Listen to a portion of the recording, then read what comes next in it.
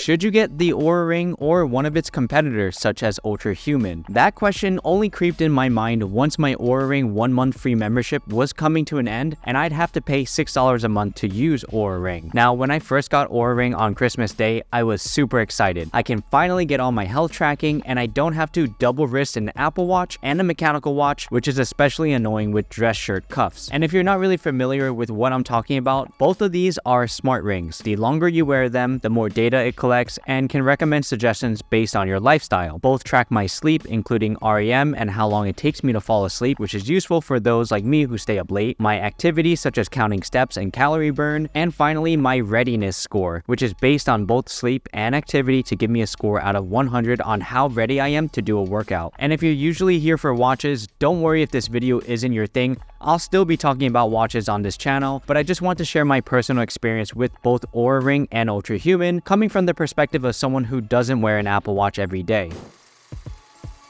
Now, on the Oura Ring, I went with the Heritage Silver design. I got this one first and wanted something that would look like a regular ring. Oura Ring has a handful of designs that you can choose from, ranging from $299 to $549. And on the other hand, literally, I promise that's the last time I'll do that, Ultrahuman Ring Air has 4 designs, all priced at $349. I went with the graphite gray matte finish on the Ultrahuman because now that I had Oura for a month, I realized I didn't love the polished silver look and the graphite gray design seemed more discreet. Before you receive either one, I recommend requesting their sizing kit to get your perfect fit because on Ultrahuman, I was a size 8 and Oura Ring, I was size 9. And the sample ring in the test kit is the same size as the actual ring, so it's very helpful, and they even recommend that you wear it for 24 hours a day. Now, once you confirm your size, then you choose your finish, and both of these rings are made of lightweight titanium made to be worn on your pointer finger. Both have no screens, and all the data is to be read on the app. It's comfortable to wear all day, even when sleeping, and I had no major issues wearing the ring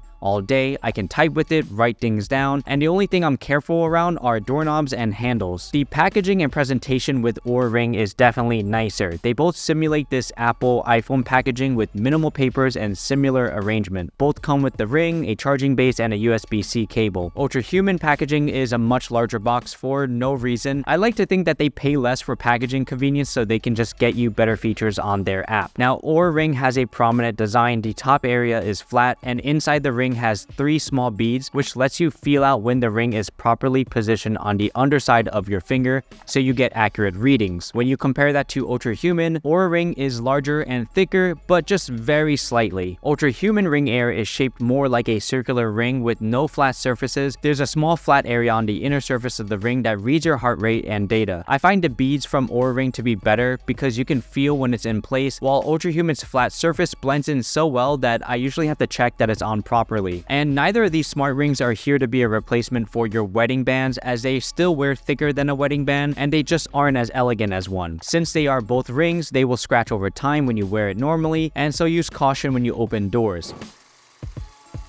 Now, technically, you can wear them for showers and workouts since it's water resistant and durable, but in a shower, your skin temperature may increase, which will give you a weird false reading on the ring. Meanwhile, if you're going for a jog, you could wear the ring, but if you're going to lift weights, row, or even cycle, then I suggest not wearing the ring at all since you'll scratch it and you'll probably adjust your grip around the ring, which can be dangerous. During workouts, I still wear an Apple Watch because it's just more accurate than either of these rings. So during either of those times, I'll charge the ring's battery. It's very easy to use, and it's impressive how both brands put a battery and all that tech inside this small compact ring. Charging is definitely faster on Oura Ring. In less than an hour, you can get about 5 days of use. You also get a notification on your phone if you're connected via Bluetooth, which is really cool. Ultrahuman charges slower. It took me about 2 hours charging to get to 70% the first time, and the ring also gets hot from charging. I'm rarely at 100% with Ultrahuman, but I do charge it more frequently during workouts and showers.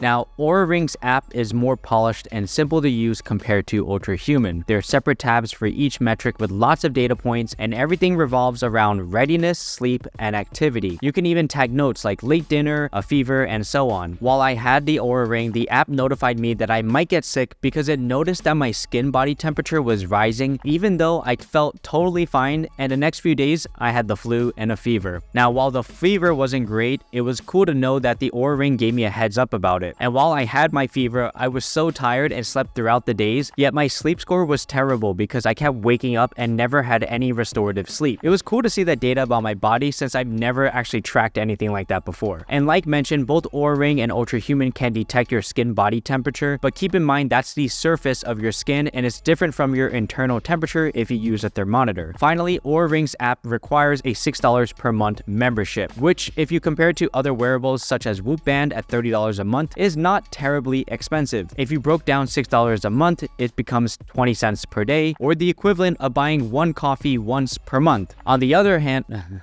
oops, I'm not doing it anymore. Ultrahuman's app is formatted very similar with their own readiness, movement, and sleep score. On Ultrahuman, they also have additional features such as stimulant permissible window, aka when should I have my coffee and how will it impact my sleep later? This was really useful for me because I usually have 2 or more coffees, and having a recommendation on what would work best so I could sleep later was useful for me. There's circadian body clock, so when I wake up, it gives me a time frame of natural light that I should receive and how it will help my body's natural circadian rhythm adjust for a good night's sleep. There's also a food tracking, including macronutrients. Now, I haven't actually used this feature much, but I can see this being helpful for someone wanting to count their macros, and a workout mode, which is still in beta and like mentioned, honestly wasn't that accurate. I tried the workout mode on Ultrahuman while doing an indoor cycling class and I was out of breath, and Ultrahuman was telling me my heart rate was very stable the entire class, which makes no sense. So for workouts, I say don't use the rings, use something else like Apple Watch or Garmin, but hopefully the beta mode on Ultrahuman improves. Finally, Ultrahuman does offer an optional premium membership called Ultrahuman X for $30 a month, but its main features is for extended warranty if your ring is damaged or lost, and special pricing for their other products, but nothing that limits you from using these standard app features like heart rate, sleep, and movement. And because I had 1 month of data from Oura Ring, I could compare it with my data on Ultrahuman, and it was basically the same for me. If my sleep score was about 80 to 90, then my readiness was typically above 85%, and because both apps can connect to Apple Health and Apple Watch, I never relied on these rings for fitness, and my step count was usually accurate on the rings. My sleep score, body temperature, everything was pretty much the same on either apps, and I didn't really notice any major differences. Now, I do wish both apps could alert you when you've left your ring behind, like Apple AirTagged items, because there's been times I went to wash my hands with soap and I would take off the smart ring and I would forget that I put it on the counter. Hours later, I would go find it. I'm like, oh yeah, I left it here.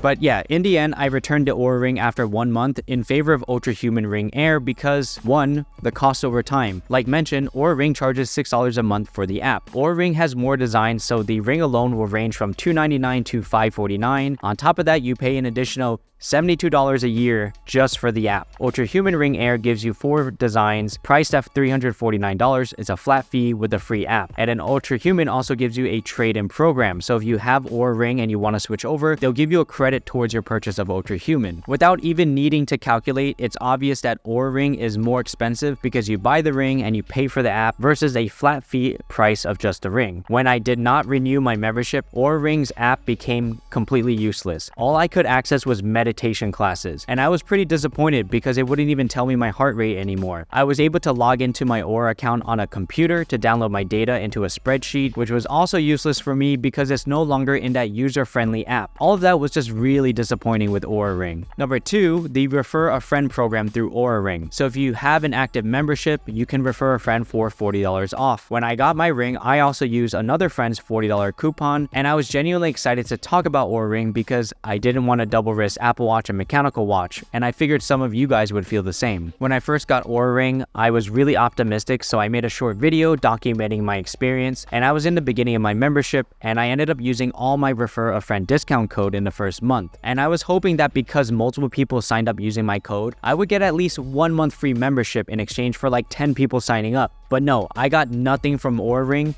so when my free membership ended, it was just like, sorry.